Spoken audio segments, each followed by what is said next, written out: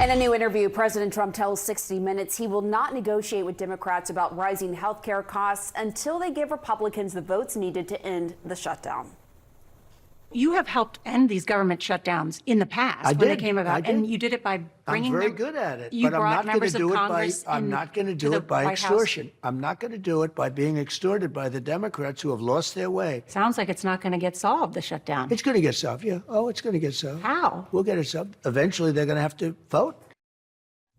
So that was the president's first interview with CBS since he sued the network over what he called the deceptive doctoring of an October 2024 interview with Kamala Harris. Let's go live right now to CNN's chief media analyst, Brian Stelter. Brian, thanks so much for joining us. CBS News aired about a third of that interview on TV. They posted the rest online. What stood out to you the most?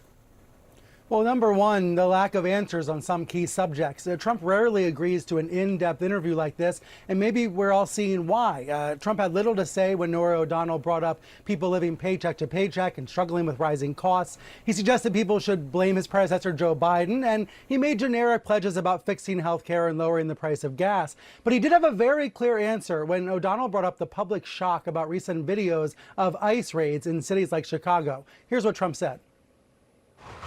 I think they haven't gone far enough because we've been held back by the judges, by the liberal judges that were put in by Biden and by Obama. You're okay with those tactics? Yeah, because you have to get the people out.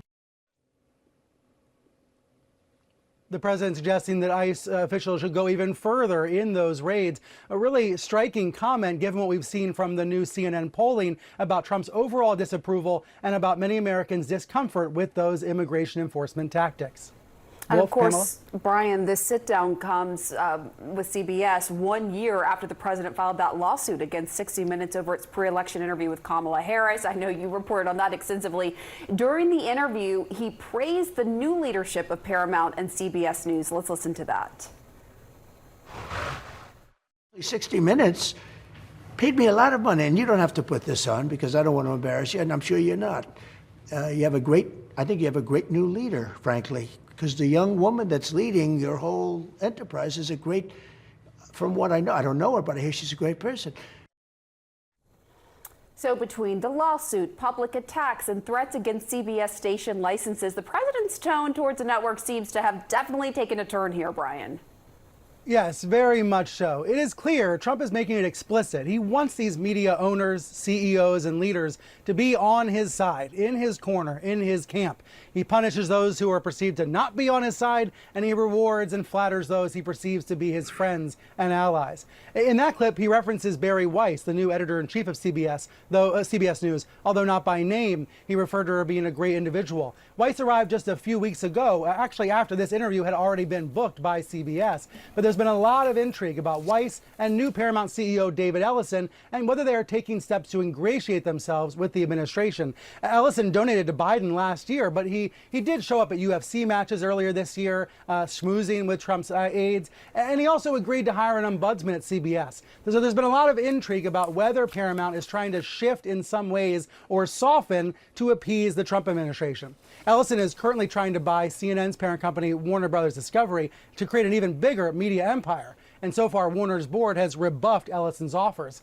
It is telling that so many reviewers and commenters about the 60 Minutes episode noticed the editing last night, because it was the editing of the Harris interview that President Trump objected to this time last year. Let me show you what Senate Minority Leader Chuck Schumer wrote on X overnight. He said, maybe I should go ahead and file an FCC complaint about the editing of this interview. I'll use the exact same language Trump lodged against Harris. At the end of the day, this interview on 60 Minutes was edited for time, just like any network would normally do. And I would argue Trump actually benefited from the edits because it cleaned up some of his meandering comments and his false claims. Pam, Wolf. All right, Brian Stelter, giving us excellent analysis as usual. Thank you very, very much. CNN's Sarah Fisher joins me now live in New York. Sarah, a lot has transpired, including new ownership following that 2024 CBS interview with Kamala Harris.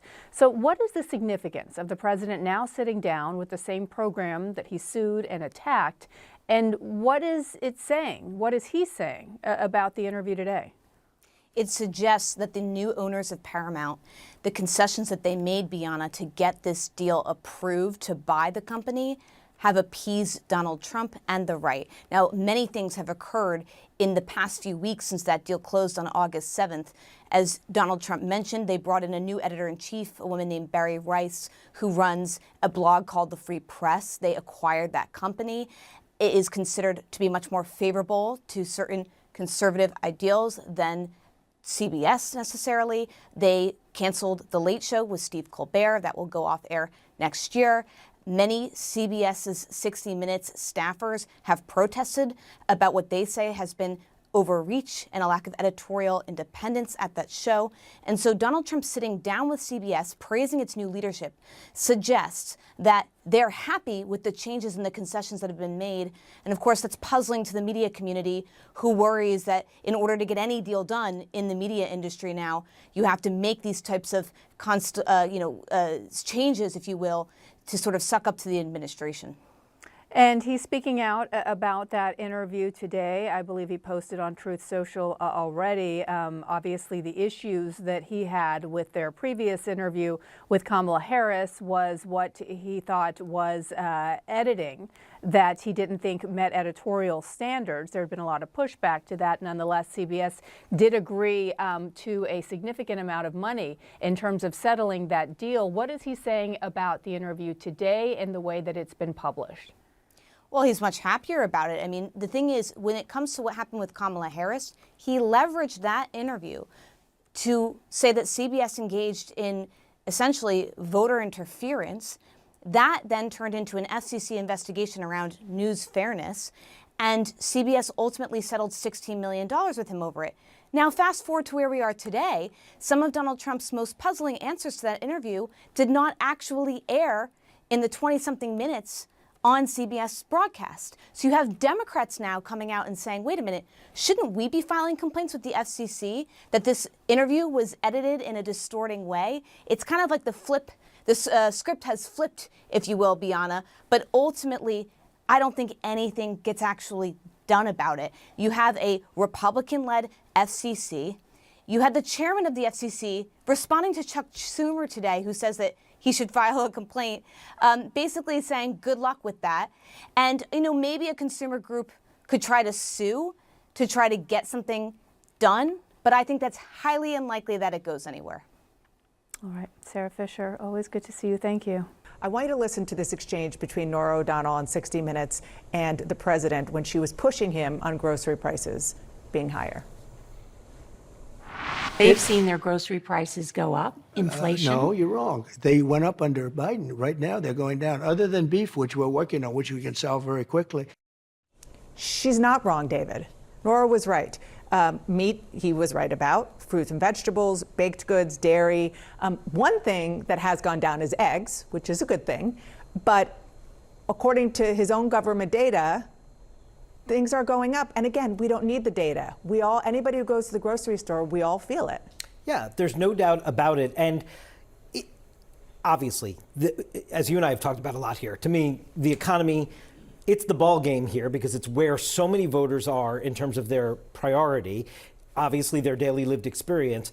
But it's also where he has leaned in to policy with the tariffs and China in such an unprecedented and really aggressive way that doesn't seem to be capturing and working for people. They don't see that as a real success yet. I know this is going to go before the Supreme Court this week, but to me, the combination of, yes, these are the economic factors at play, but he's taken very specific policies here that are not catching on with the American.